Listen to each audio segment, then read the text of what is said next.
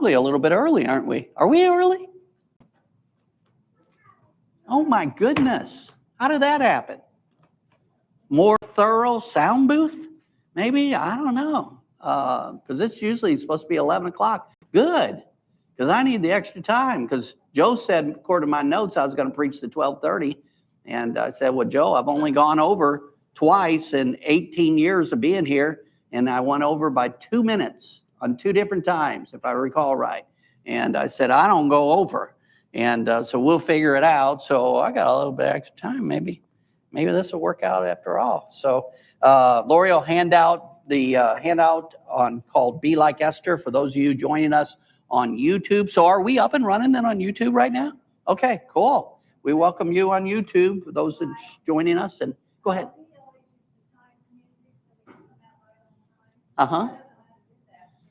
Don't do it. Don't do it. You keep doing. You be. Can you be? We'll call you BB. So here's a little. Don't worry about it. I know he did that. He was really on that all the time. So, but it's okay. I don't mind the extra time. It's fine. So, all right. So we're Be Like Esther. That's our next Bible person. And just to go ahead and tell you, and I'm going to hint toward next week. I'm going to do more than hint. It'll be like Daniel next week. And Daniel's story is way too many incidences with him. So I'm only going to take one story of his life, and we're going to make that one be like Daniel, because there's too many others that I don't even think I could possibly get that into one sermon. So that's what we'll do next Sunday. But today, Be Like Esther. This is part 6 in the Be Like series. Father, I thank you for your book of Esther. And I thank you that it ended up in the Bible so we could read and be inspired by it. I thank you for this woman named Esther, and especially her adopted father, so to speak, who took her in when her parents died and raised her. I thank you for their lives and their influence and inspiration to us. May we learn the things that we need to learn and be like. We pray this in Jesus' name. Amen. So for those of you that weren't in Sunday school today, it looks like most of you were in Sunday school, but I had Esther, a girl named Esther, come to my Sunday school, or not Sunday school, to my defensive driving class yesterday. And Esther, if you're watching us on YouTube, welcome, Esther. But just a delightful gal. She's probably 24, I'd say, something like that. And she got tickled because when she come back from lunch, she saw on our church sign, it said, Be Like Esther. Well, her name's Esther. So she took a photo of it and texted it to her dad. And so I sent her the notes today. I said, give me your email. I'll send you the notes so you know everything there is to know about Esther. So if she's joining us, welcome to you also, Esther. Esther's story takes place with Persia having huge control over the world. And where she and her cousin, and so it's kind of an older cousin who became her father because he ended up raising her. There was quite an age difference between them. His name was Mordecai, and they lived in an area of Persia called Susa. So gone, I just want to kind of give you the timeline of this. Gone are the days of the kings. So those days are gone. Gone are the days of Daniel and his 3 friends, Shadrach, Meshach, and Abednego. They had been taken into Babylonian captivity, and then Persia took over, and they became the empire, whereas Babylonia was the empire before that. So Persia is now taken over, and Daniel died, I think it was like right around 50 years before Esther's story. So it's pretty close to the same timeline as Esther. But Esther's story takes place 486 BC to 465 BC. That's when the story of today takes place. The Persian king in our story is named Ahasuerus, but he was also called Xerxes. The King James Bible, the New King James Bible, the ESV, all call him Ahasuerus. The Amplified Bible, at least in verse 1, refers to him both as Xerxes and Ahasuerus. The NIV and New Living Translation Bibles call him Xerxes, and therefore, since I'm preaching from the NIV today, I will refer to that king as Xerxes. So let's start with Esther 1, verse 1 and 2. This is what happened during the time of Xerxes, the Xerxes who ruled over 127 provinces stretching from India to Kush. At that time, King Xerxes reigned from his royal throne in the citadel of Susa. Now, ESV's study Bible says this: Xerxes I was king of Persia from 486 to 465, so he was king for 21 years. And if you got some maps, yeah, thank you so much for doing that. This is the area, and that's Joe. See that big word, Susa? That's Joe, so that you all don't have to sit in the congregation with a bunch of binoculars going, which place is it? So Joe's letting you know where Susa is. So do we have the second one? Did I have it? Yeah, show me yeah, so this is, Joe's showing you about where it is today. Now, the city's no longer, it's called by a different name today, I think Shush or something like that. But you can see that it's in the area of Iran and Iraq and all that. Those are all Bible territories. I'm going to show you something here. This area right here is where the Tigris and Euphrates rivers come together. This was the Garden of Eden area. That's where this is. And most scholars believe, and what you're showing right here where it says Kuwait City, but really underwater is where the Garden of Eden is actually at, as long as I don't trip over the wires. And but anyway, that's actually, they believe that it's actually underwater today, that's where that story took place from. So you see, it's all around Iran, it's all around Iraq, all those areas that battles are taking place even today. So all that's historic area. Now let me tell you what a citadel is. A citadel is so this was called Citadel of Susa. Citadel is a heavily fortified area of a bigger city.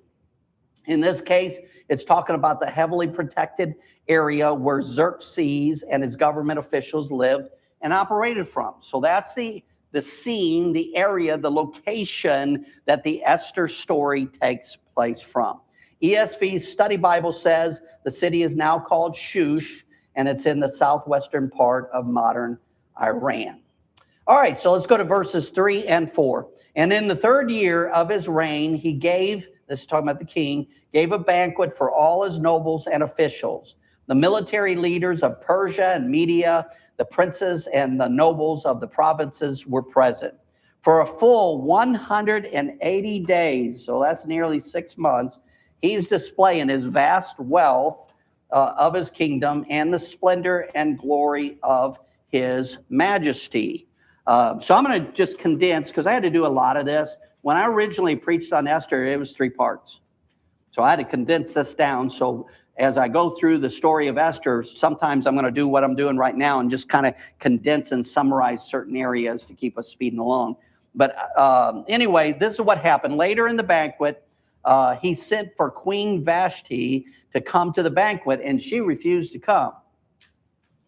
Now, you women need to listen up here now, you know. You wives, you listen to your husband when he says come, you know. No. Yes. Or whatever. So, but if you got a king husband, you probably better listen when he says come. And so she refused to come. And that didn't go over very well at all. And he removed her as queen. Now, hold that thought. We'll go. So they start doing a search for queen right after that. Let's go to chapter 2.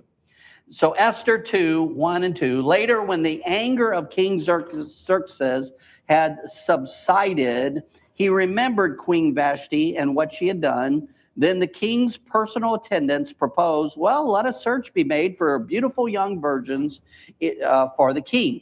So King Xerxes had been busy. There was some little war issues going on and tied him up. And so a little bit of time had gone by when he removed Queen Vashti. And so now his personal attendants say, well, let's do a search for another queen. All right, so let's go on down to verse 3.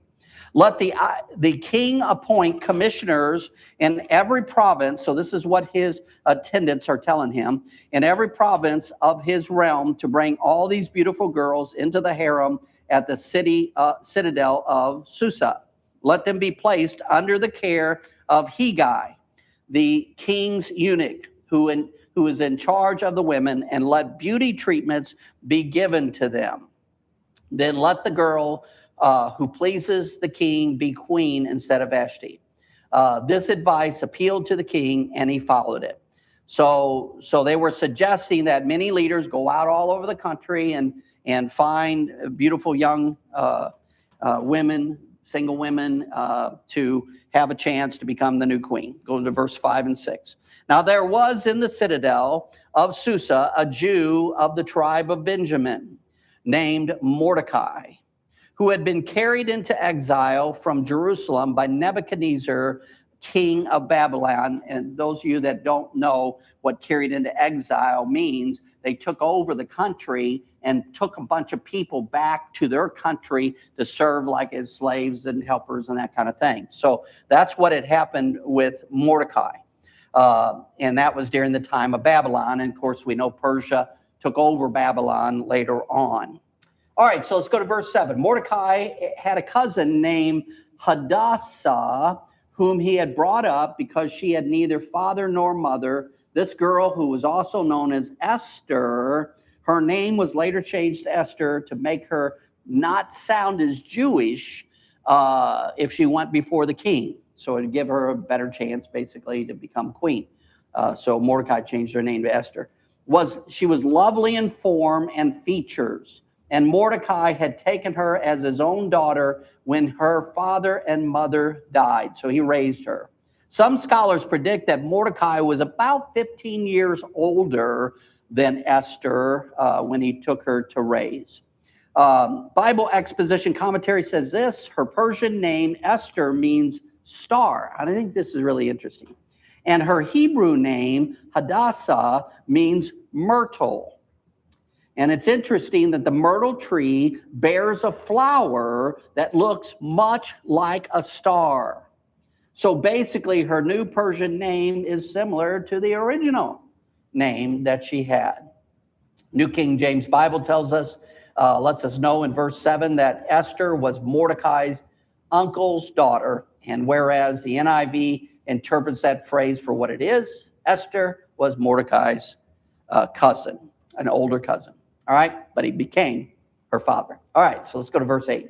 When the king's order and edict had been proclaimed, many girls were brought to the citadel of Susa and put under the care of Hegai. Esther also was taken to the king's palace and entrusted to Hegai, who had charge of the harem. The girl pleased him and won his, meaning Hegai's, favor.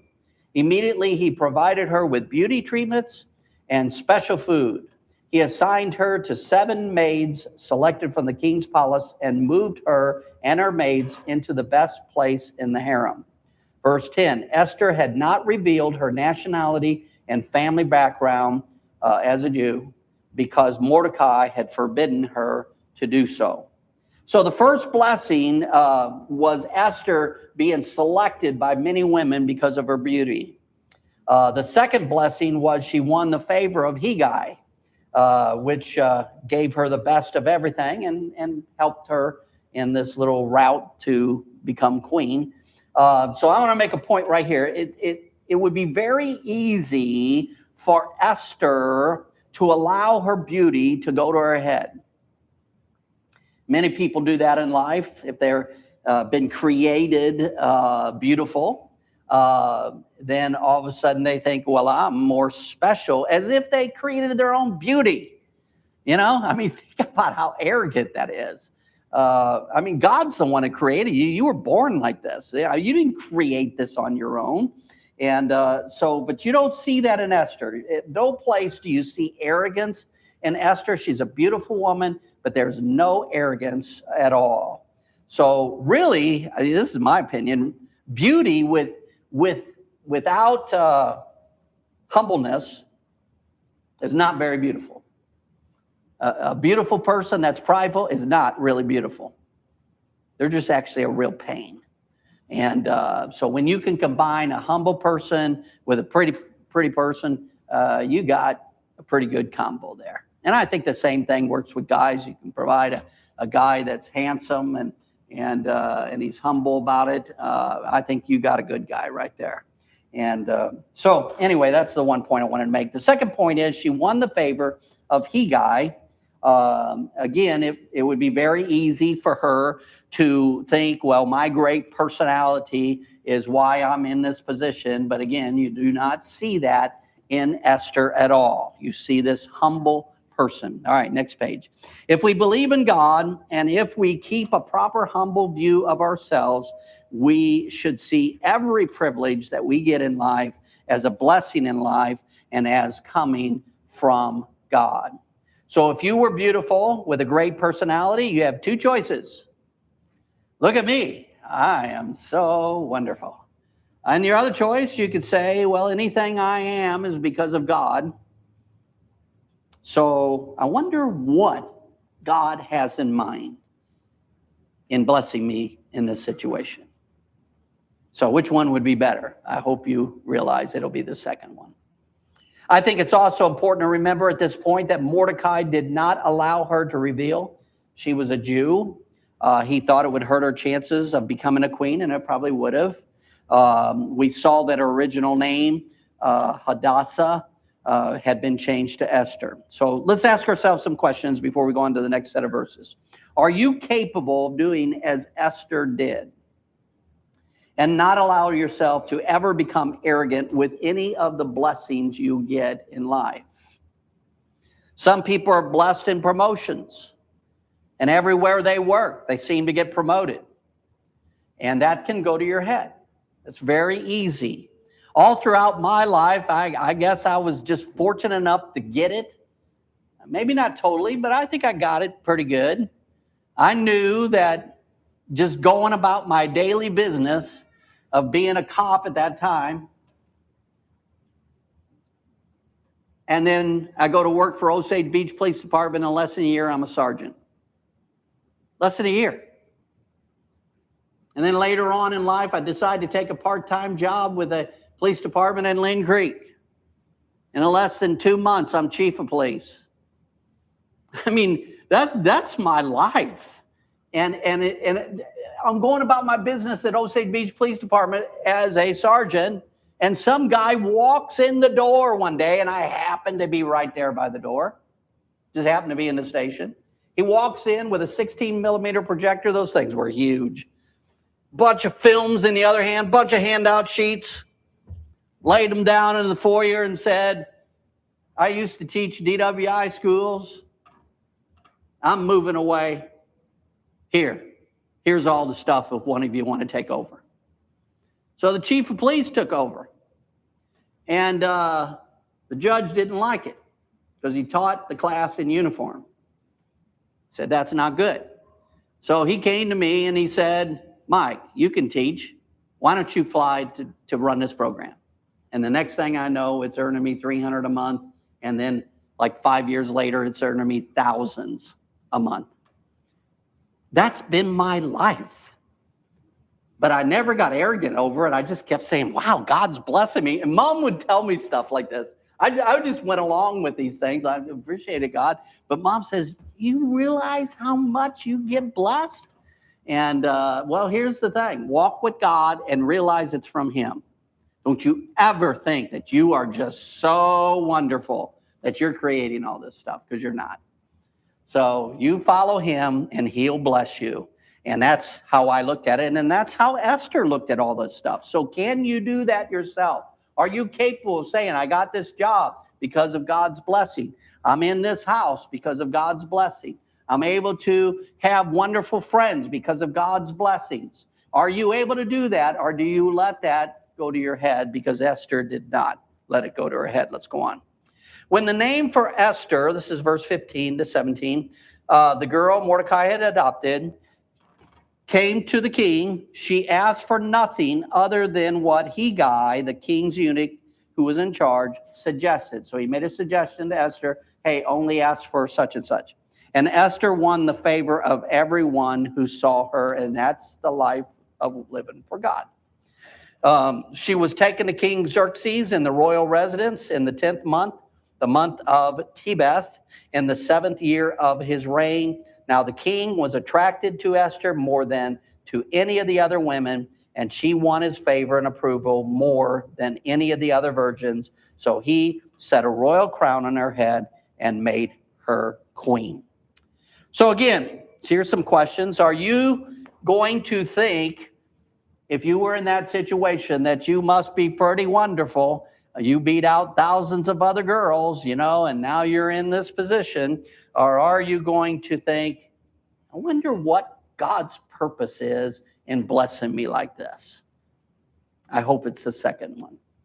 All right, verse 20, Esther 2, verse 20. But Esther had kept secret her family background and nationality, just as Mordecai had told her to do, for she continued to follow Mordecai's instructions as she had done when he was bringing her up.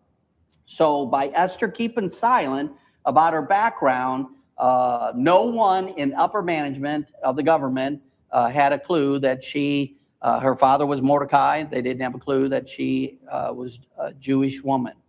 So Mordecai is sitting at the king's gate, and he was in some kind of position under the king's staff, so I'm not really clear on that, while his adopted daughter is now the queen.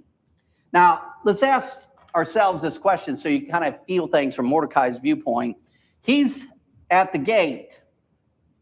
His daughter that he adopted is queen. He can't tell anybody that. So inside, you would be happy if you're dad. You'd be happy for your daughter, but you would also be sad the fact that you can't go in there and communicate with her. You got to leave that alone. So that would be our perspective for Mordecai.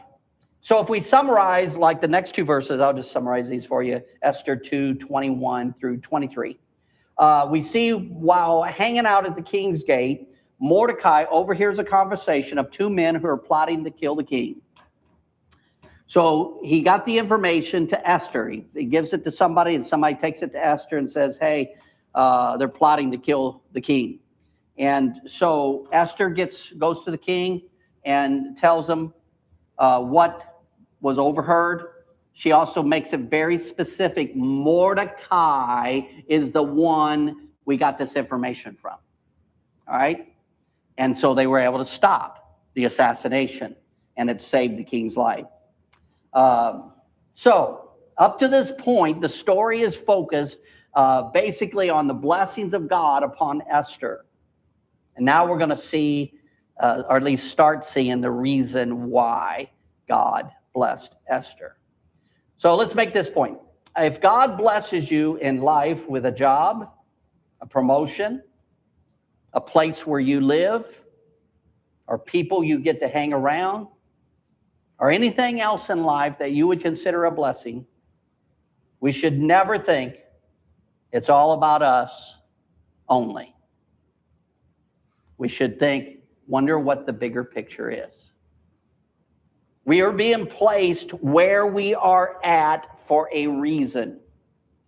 And it will be important that we listen to God while we are where we're at,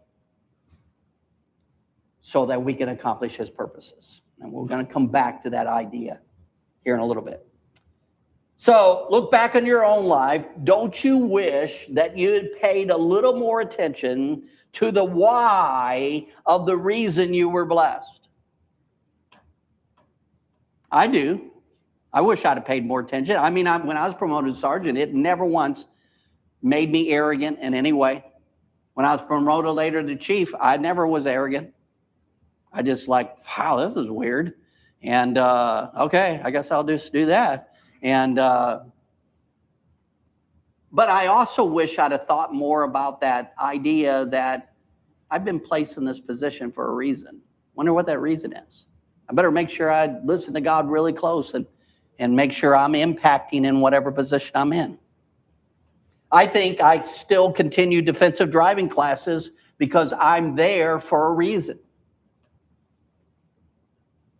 And so I get blessed through that class. That helps support us a little bit, and that way I can pastor a smaller church, but there's a reason. There's a reason, and I always try to, as much as I can, relate to people, connect with people, and so we need to make sure we do that, always in our life. Why is God blessing me? It's like what I told you before. You should remember me saying this a long time ago. If you are healed, it is never just about you. So if you go through some illness and God chooses to heal you from that, that is not ever just about you. It will always be about other people around you. It'll always have something more to do than just you. You look at the healings. I've done a full study of all the healings in the Bible. Did it years ago. And I was fascinated with how many times someone was healed, other people got saved, and it affected other people around them. So life is never just about us. And when we are blessed, we should never think it's all us. We're so special. No, there's some bigger plan somewhere. There's some purpose of why I'm here for this current time, why I was blessed this way. So just something to think about. Chapter 3 of Esther, starting with verse 1. After these things, King Xerxes honored Haman, son of Hammedatha, the Agagite, elevating him and giving him a seat of honor higher than all of the other nobles. Now, the problem, we don't know why Haman was promoted, but he is a bad guy. So if you remember, like everybody get ready to say boo every time I say Haman, boo, we kind of ought to do that like we're at a theater or something. But anyway, he's the bad guy, and he got promoted by the king, and we don't really know all the details. But here's verse 2. All the royal officials at the king's gate knelt down and paid honor to Haman, boo, for the king had commanded this concerning him. But Mordecai would not kneel down or pay him honor. Then the royal officials at the king's gate asked Mordecai, "Why do you disobey the king's command?" Day after day they spoke to him, but he refused to comply. Therefore they told Haman about it to see whether Mordecai's behavior would be tolerated, for he, speaking of Mordecai, had told them he was a Jew. When Haman saw that Mordecai would not kneel down or pay him honor, he was enraged. Yet, having learned who Mordecai's people were, he scorned the idea of killing only Mordecai. Instead, Haman looked for a way to destroy all Mordecai's people, the Jews, throughout the whole kingdom of Xerxes. So I'm guessing, the Bible doesn't really tell us, I'm guessing that Mordecai felt like kneeling down to Haman would be violating his walk with God. That would be my guess, even though it's not real clear in Scripture, but that's what I'm thinking that probably the reason was. And unfortunately, when Haman finds out, not only does he hate Mordecai, but he also decides in his mind, he's already thinking, I'm going to get him killed, Mordecai, I'm going to get him killed, and I'm going to kill all his family and closest friends, the Jews.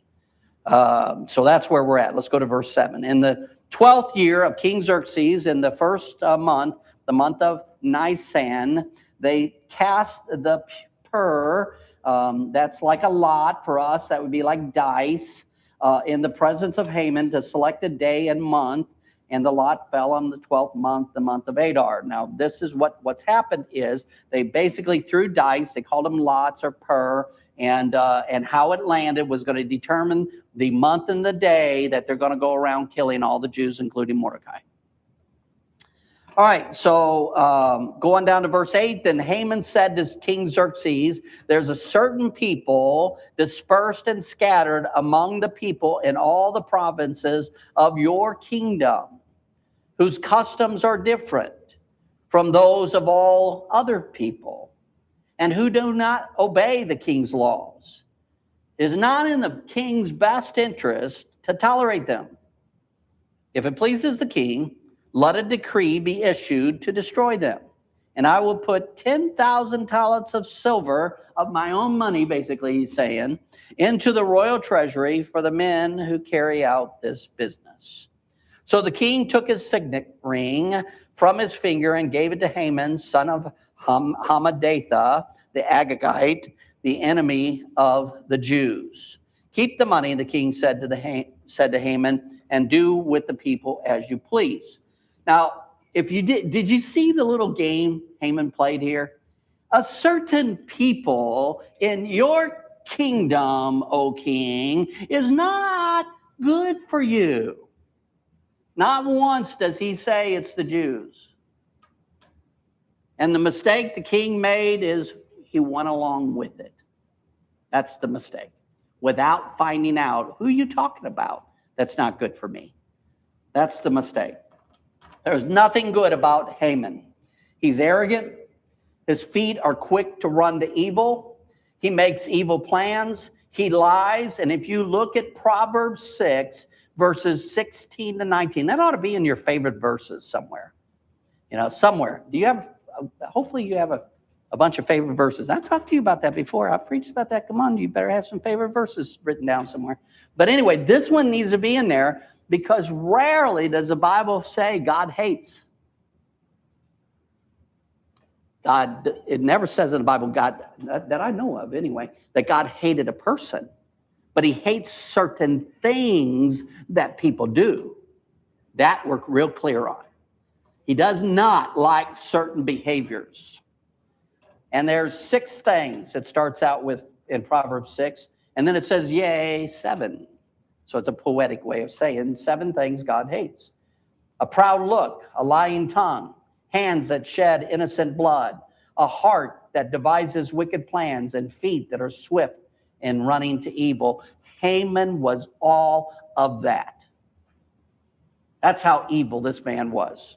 So let's go on. Esther 3, verses 12 through 15. I'm just going to kind of tell you about it, and then I'll read you verse 15. But it tells us that this information went out to all the people that when the Jews would be killed. So the information was sent all out in the countries. And verse 15, the second part of verse 15 says, the king and Haman sat down to drink, but the city of Susa was bewildered. And what that's basically saying is the king didn't even know that all the Jews were bewildered and sad at this point. He's sitting down to have some drinks and doesn't even have a clue. Let's go to chapter 4. When Mordecai learned of all that had been done, he tore his clothes, put on sackcloth and ashes, and went out into the city, wailing loudly and bitterly. But he went only as far as the king's gate, because no one clothed in sackcloth was allowed to enter it. In every province to which the edict and order of the king came, there was great mourning among the Jews, and they decided to fast and pray. There was weeping and wailing. Many lay in sackcloth and ashes, which is something they did back then when there was great sorrow and they needed God to come through. When Esther's maids and eunuchs came and told her about Mordecai, she was in great distress. She sent clothes for him to put on instead of sackcloth, but he would not accept them. See, she didn't really understand what was going on. Then Esther summoned Hathach, one of the king's eunuchs assigned to attend to her, and ordered him find out what's troubling Mordecai and why.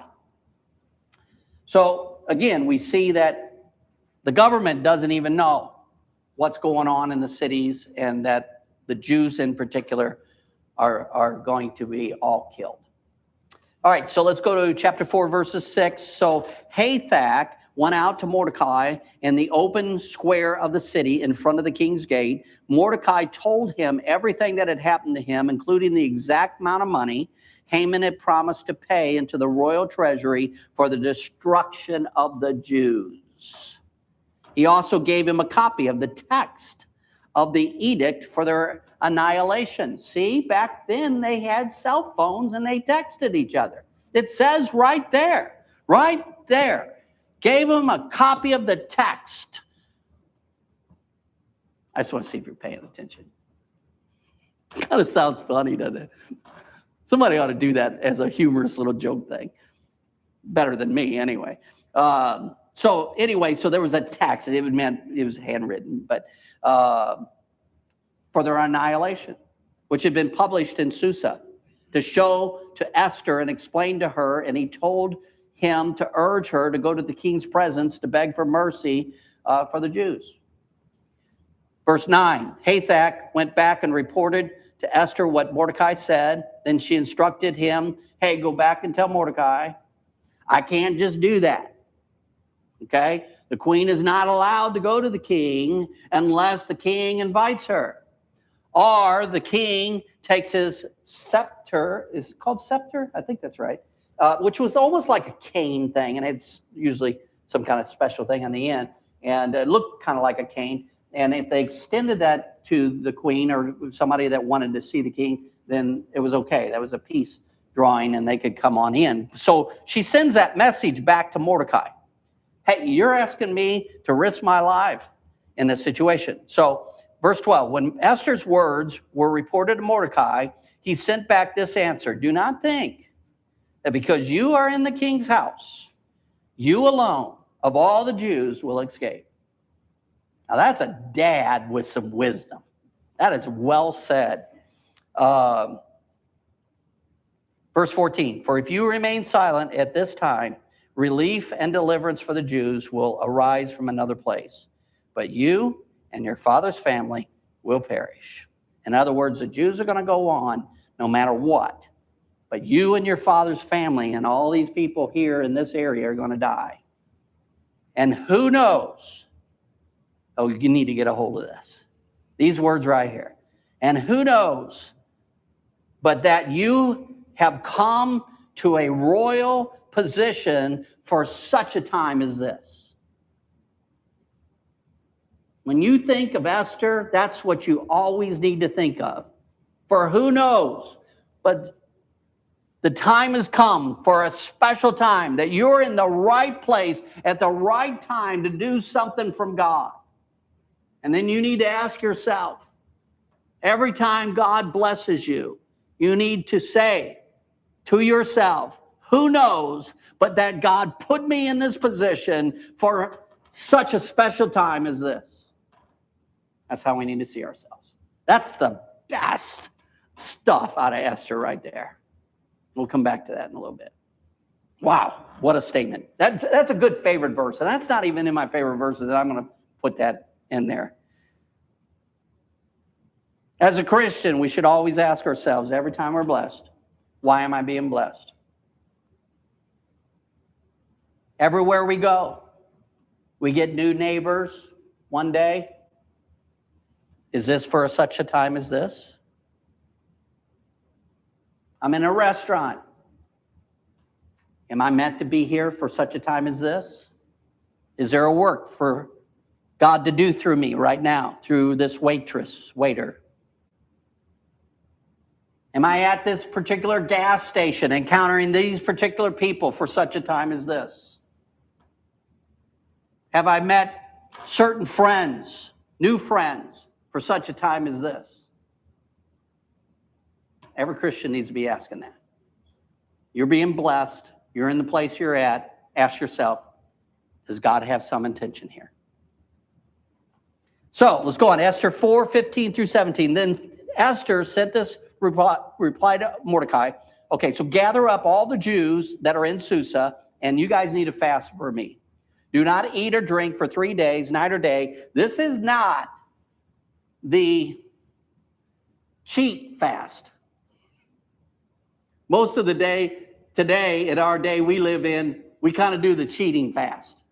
That's we'll skip one little meal. I will skip desserts. I have a whole new appreciation for ding-dongs. I rediscovered them like 2 months ago, and I'm like, oh my goodness, these things are so good. So I have a few in the freezer I try to stay away from. Maybe once every 2 weeks, pull one out while Lori's sleeping, taking a nap. Get that baby out of there.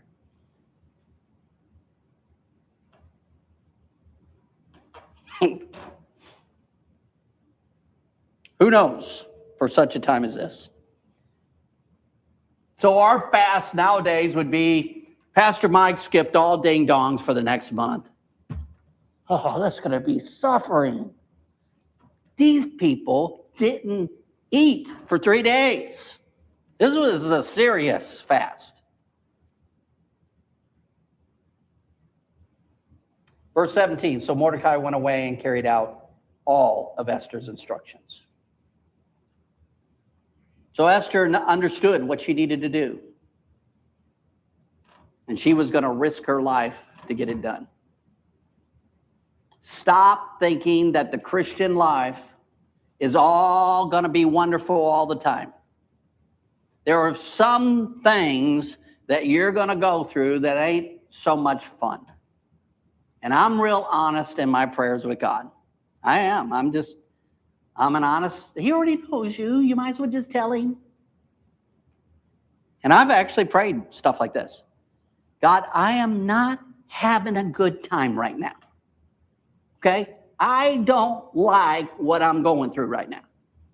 But whatever it is that you're trying to teach me, would you like slap me upside the head harder or yell louder because I ain't getting it yet? Whatever you need to do, just be honest with God. He'll help you. But I'm telling you this, don't you ever think that it's all going to be wonderful. Yes, it is the best life you will ever live is a life for God. No doubt about it. It is the best life you will ever live. And until you've tried it, you don't know. You have no clue how wonderful this life is. And God will help you through those hard times. But you're going to have some hard times. It's just the way life is. And she's going to risk all to get this message to the king. Chapter 5. On the third day, Esther put on her royal robes and stood in the inner court of the palace in front of the king's hall. The king was sitting on his royal throne in the hall facing the entrance. When he saw Queen Esther standing in the court, he was pleased with her and held out to her the gold scepter that was in his hand. So Esther approached and touched the tip of the scepter. The timing of Queen Esther being in the court when the king happened to come out is perfect. Lee Connor's words. He loved to say, yeah, it just so happened, didn't it? He loved to say that. You remember that? It just so happened. Because he knew it didn't just so happen. God was in it.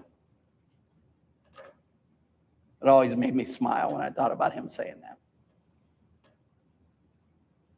Then the king, verse 3, asked, what is it, Esther? What is your request? Even up to half my kingdom, it will be given to you. If it pleases the king, let the king together with Haman come today to a banquet I've prepared for him. So she's arranging a banquet for this Haman evil man. Verse 9, Haman went out that day and in high spirits, but when he saw Mordecai at the king's gate and observed that he neither rose nor showed fear in his presence, he was filled with rage. Do you think the guy's got an ego problem? Nevertheless, Haman restrained himself. He went home, calling together his friends and his wife, called Zeresh, is how you pronounce her name. Haman boasted to them, about his vast wealth and his many sons and all the ways the kings honored him and elevated him above the other nobles. And next page, verse 12. And that's not all, Haman added. I'm the only person the queen is invited to a special banquet.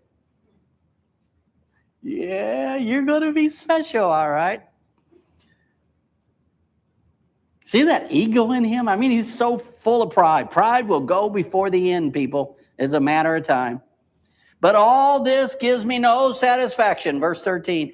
As long as I see that Jew Mordecai sitting at the king's gate. His wife Zeresh and all his friends said to him, have a gallows built 75 feet high and ask the king in the morning to have Mordecai hanged on it. So we come up with more evil plans. Then go with the king to the dinner and be happy. Chapter 6. That night, the king could not sleep. It just so happened that the king could not sleep that night. So he ordered the book of the Chronicles, the record of his reign, to be brought in and read to him. It was found recorded there that Mordecai had exposed Bigthana and Teresh, the two people that planned to kill him. And then the king thought, well, what honor and recognition did Mordecai ever get? So he asked around, and you're going to see that in a moment. So it just so happened the king could not sleep. And it just so happened he decided to read the record of his reign. And it just so happened that he read about Mordecai saving his life and that nothing had ever been done for him. God's timing is always perfect. As much as you might think you're so smart, God's timing is perfect if you'll just follow him. Verses 3 through 6. What honor and recognition has Mordecai received for this? The king asked. Nothing's been done for him, his attendants answered. The king said, who's in the court? Now Haman had just happened to enter the outer court. This stuff is just, you can't make this up. This is God. He was going there to meet the king, to ask the king about hanging Mordecai. It's almost funny. Verse 5, his attendants answered, Haman's standing in the court. Bring him in. So when Haman answered, the king asked him, what should be done for the man the king delights to honor? Now Haman thought to himself, who is there that the king would rather honor than me? I'm telling you, this is such a great story. Go on to verse 7. So he, Haman, answered the king, for the man that the king delights to honor, have them bring a royal robe of the king, that the king has worn, and a horse the king has ridden, one with a royal crest placed on its head. Then let the robe and the horse be entrusted to one of the king's most noble princes. Let them robe the man the king delights to honor, and let him on the horse through the city streets proclaiming, this is what's done for the man the king delights to honor. Straight from a play. That's what I got for being in plays at Stained Glass Theater. So much humor in this. Go at once, verse 10 says, the king commanded Haman, get the robe and the horse and do just as you've suggested for Mordecai, the Jew. When I get to heaven, I want to see that story. Don't you want to see that story? God, if you don't mind, can I be there to see all this stuff? I want to see the expression on Haman's face.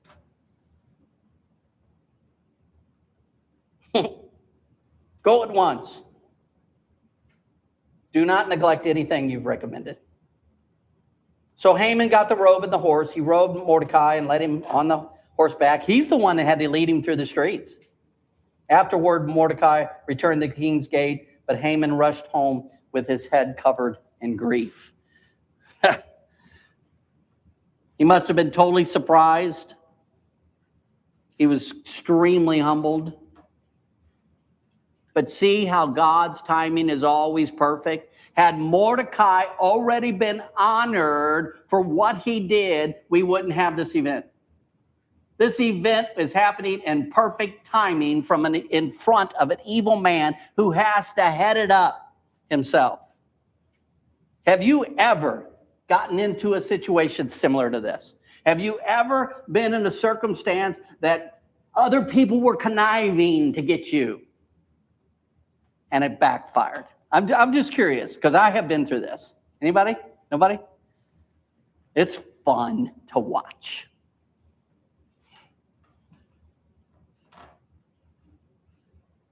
You can't get too glad about it because we're really not supposed to rejoice in other people's failures. But boy, that would be a tough one. So he goes home. He tells Zeresh, his wife, and all of his friends what happened to him.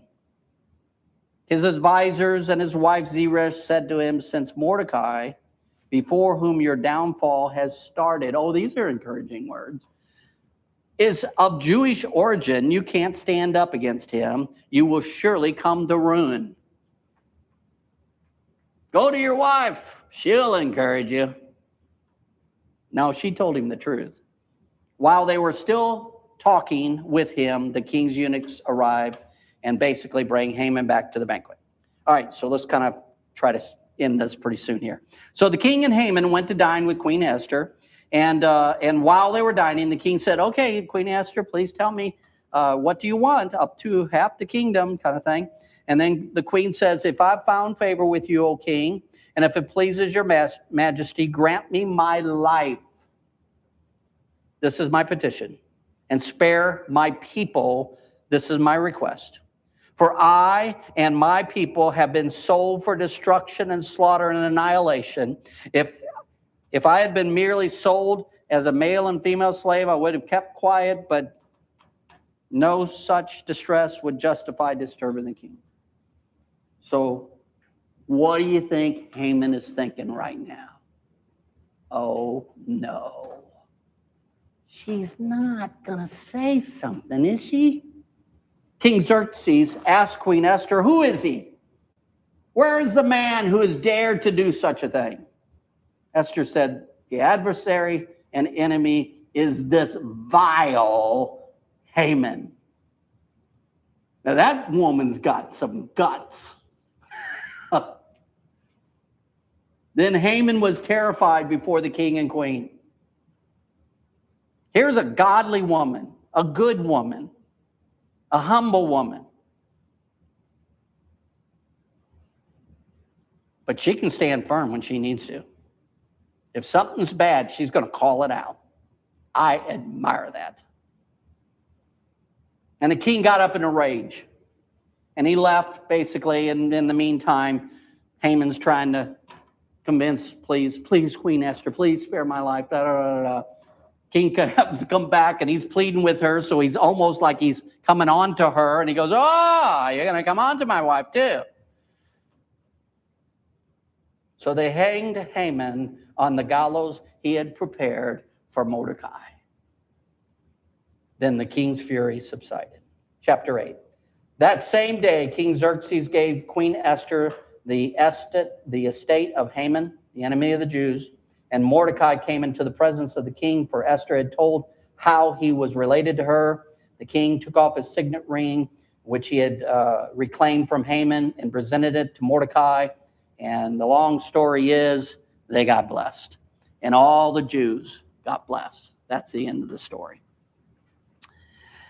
Chapter 10, verses 1 through 3, real quick. King Xerxes imposes tribute throughout the empire to its distant shores, and all his acts of power and might, together with full account of greatness of Mordecai, to which the king had raised him, are they not written in the book of annals of the kings of Media and Persia? And we don't have that book. It's lost somewhere. I wish we did. I would love to read that. Mordecai, the Jew, was second in rank to King Xerxes. So here's my final thoughts about the Esther story. All this happened because two people, one named Esther and another named Mordecai, used great wisdom in all of their actions, and most of all, they followed God in their lives. Both were also willing to lay down their lives to accomplish God's purposes. Every one of us has the potential to be an Esther. And most of all, we should always try to see ourselves as a person who is in our position, in our location, wherever that might be, for such a time as this. Be like Esther.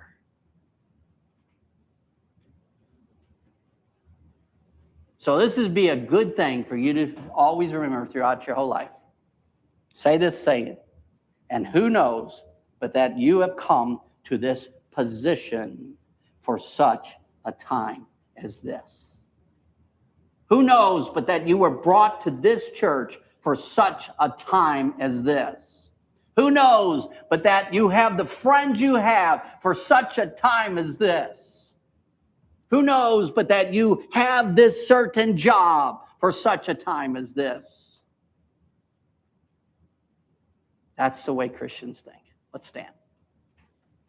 Father, I thank you so much that the book of Esther ended up in the Bible. Wow, what an example she was. What a great adopted father she had. And it saved the Jews, your people, the Jews, during that time, the ones who were in the Persian Empire. Thank you for an example of what our life can be like. We can be blessed, but it will be for your purposes, not for our own. It's never about just us. Thank you for this story today. In Jesus' name, amen.